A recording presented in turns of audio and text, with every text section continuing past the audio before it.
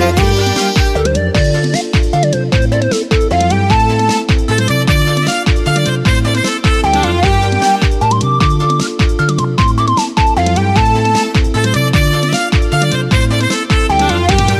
Gafadiin jabaate gooftaan atti gadhufte, olladiin ni qote cufa asnarraa cufte. Kasilaa amanna koblu gammadaan dhufte, jireenya kiyyaa jijjiirte ati faaruun guutte. Kasilaa amanna koblu gammadaan dhufte, jireenya kiyyaa jijjiirte ati faaruun guutte. Waaqayyoo hasi waaqessa yeroo hundumaa, fuula ati na fuudhe beeka Yesuus dhugumaa.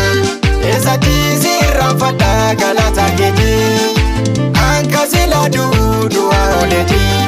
Eessatti sirraanfadha ulfinna keetii, anka sila badii ooleti.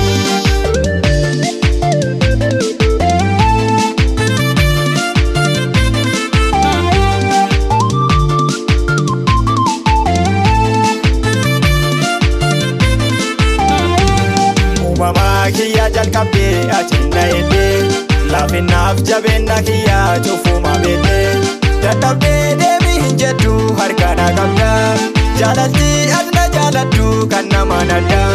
Dadhabdee deebii hin jettu harka na qabda, jaalalti ati na jaalattu kan nama nadda. Waaqayyoo hasi waaqessa yeroo hundumaa, fuula ati na fuudhe beeka Yesuus dhugumaa.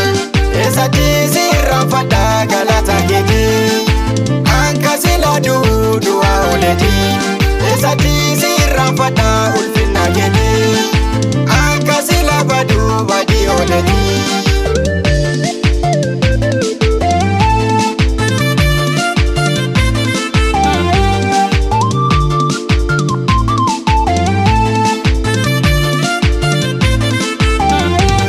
Guyyaa warri na dhalilleen cufaana jedhee, kan abdii kutadhee maan ta'uuf hin jedhee. Ergamaa kan kee ergitee na qajeelchitee, hin sodaatin na jettee na jabeessitee. Ergamaa kan kee ergitee na qajeelchitee, hin sodaatin na jettee na jabeessitee. Waaqayyoo hasi waaqessa yeroo hundumaa.